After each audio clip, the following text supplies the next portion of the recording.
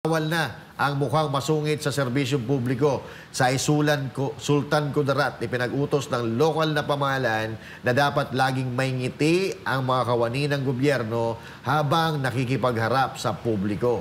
Si MJ Mondihar sa report.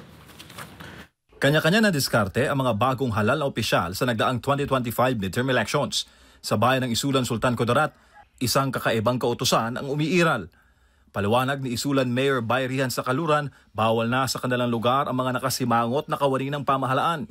Sakop ng kanyang Executive Order No. 1 ang lahat ng empleyado ng munisipyo at barangay. Kasi naniniwala ako bilang public servant, bilang kawani ng gobyerno, importante na tuwing nakikihalamuha po tayo sa ating mga kababayan, dapat lagi po nating sinasalubong sila ng ngiti. Kaya bawal sumimangot. Mahigpit ra itong ipatutupad ng mayora dahil deserve ng taxpayers ang maayos sa pagtrato. At trabaho naman nilang taga-gobyerno na ibigay ang serbisyong mula sa puso para sa lahat.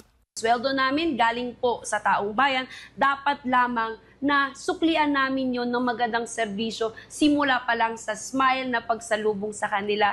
Babala naman sa Kaluran sa mga susuway sa simpleng utos. Gusto ko magkaroon kami ng report. I-report po sa aking opisina kung sino ang nakasimangot na mahuhuli po natin at bibigyan natin sila ng penalty. Cleanup drive naman ang isinagawa ni Mayor sa Kaluran sa unang araw ng kanyang termino. Nangako siya na ayusin ang lumang municipal hall at bubuksan ang Isulan sa mas maraming potential investors. Isa rin sa mga prioridad niya ang agarang pagtugon sa problema ng pagbaha. Kasama na rito ang suliranin sa sanitary landfill. Nanawagan naman ng alkalde sa mga taga-Isulan na makiisa sa pagresolba sa mga problemang ito. Para sa Diyos sa Pilipinas kung mahal, MJ Mondihar, SMNI News.